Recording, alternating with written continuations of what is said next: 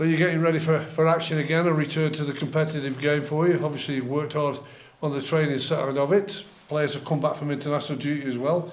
If you can just bring us up to date of what's your squad looking like? Yeah, we're looking a little bit healthier in terms of players actually being, I say, on the grass, not necessarily football.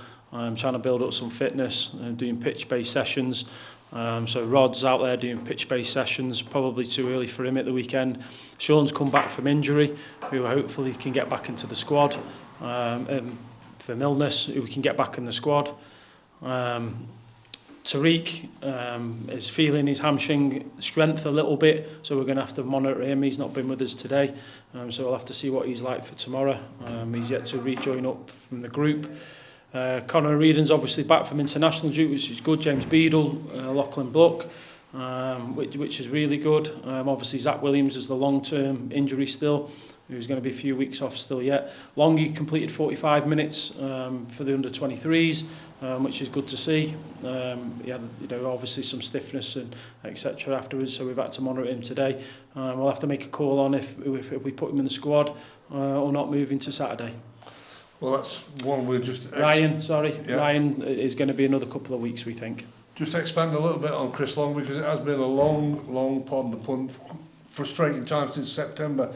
I think, he had that one game and he's been sidelined, he's an operation, he's now working hard in training. But how good will it be for the football club and for him that if he can get some competitive football in between now and the end of the season? I think it will be excellent for everyone. I think he'll give everybody a boost because he's a good player. He's got real quality.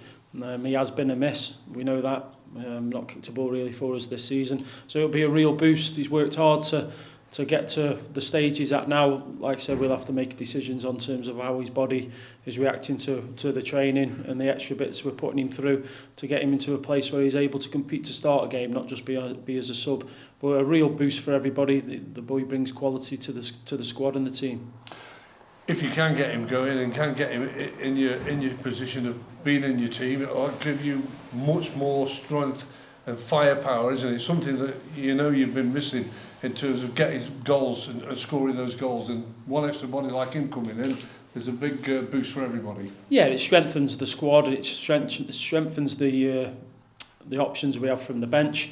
Bringing players on, it enables you to think slightly different in terms of what you're doing with the front players and in different positions. But he brings obviously competition for places. He'll be eager to get going and eager to score goals because of the time he's missed out on. He's energetic, he's got enthusiasm, he's lively. So we're looking forward to seeing him play again, and I'm sure the fans want to see him playing. At the other end of the pitch, he's been away on England under-19 duty in James Beadle. Played 3 games, 2 clean sheets. Couldn't have done himself any harm with that on his CV either. But for you, he must come back a real confident goalkeeper. Yeah, he's in a really good place at the minute as James. I spoke to the England manager trying to get him to stay, but they rate him highly.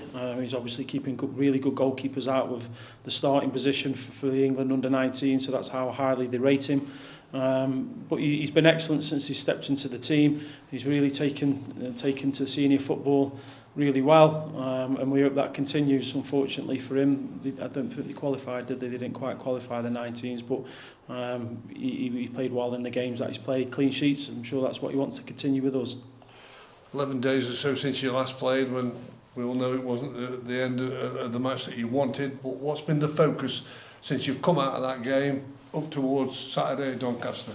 Well, immediately after the game, obviously we had a day off, a rest period, but then the focus has been on the honesty, and we've had a really good, I'm not saying meeting, debate, work. We've given them a questionnaire to fill in, to get their thoughts and see where they position themselves in terms of what's actually aspiring on the pitch.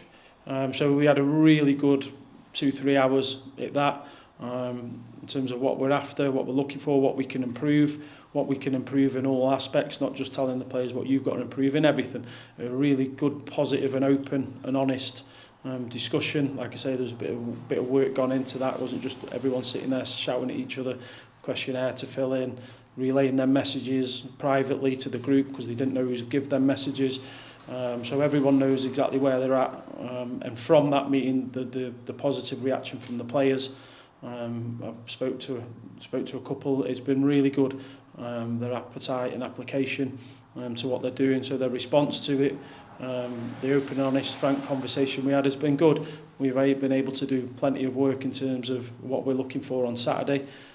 Yes, we've been down to numbers. We've had a 23 game, so we've had 9 players and things, so there's been some video work gone into that. But no, in general, from that Gillingham game, there's been a real positive response from the players, and we're hoping that. I've said to him after training, you've been brilliant up to yet. We've got to continue that tomorrow, and we've got to continue that on Saturday with a performance. It's very interesting that what you've just opened up on as a new manager in the game.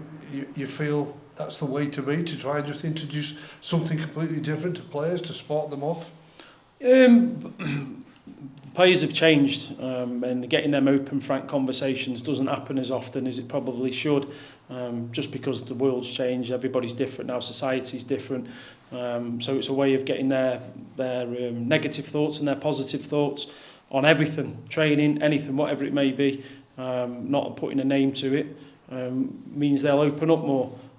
So we're always looking for ways in terms of how we can, there's obviously sit down and you talk to somebody, but even then they might not open up as much as you want them to. So we're always looking for methods and ways.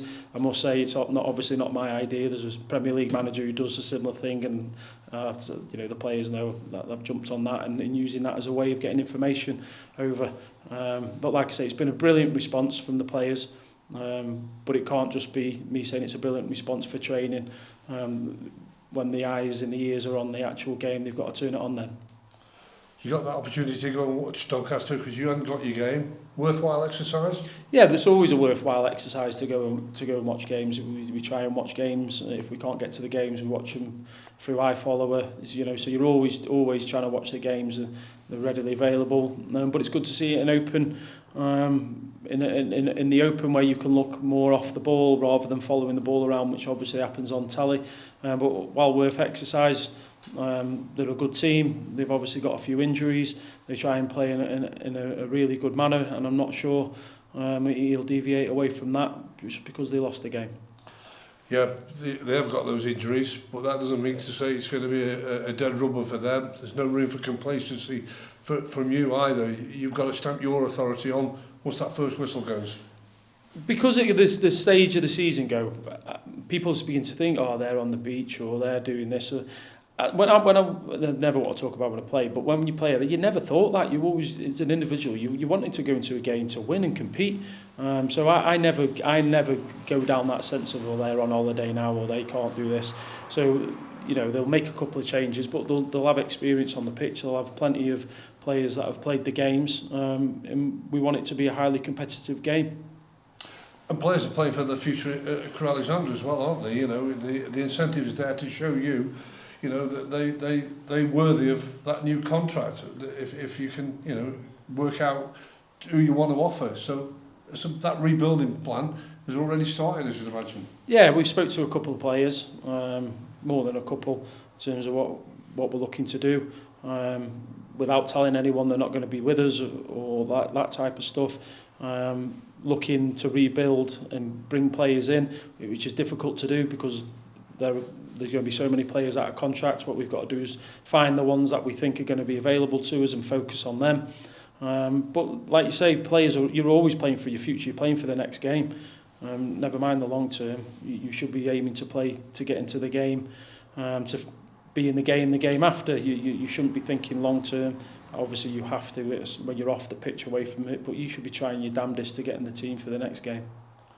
I should imagine those days since the Gillingham game have been long days for you because you couldn't have waited to get another game under your belt. But it's getting closer and closer. I'm pretty sure come 3 o'clock Saturday afternoon, you're ready to send out your team and see them perform.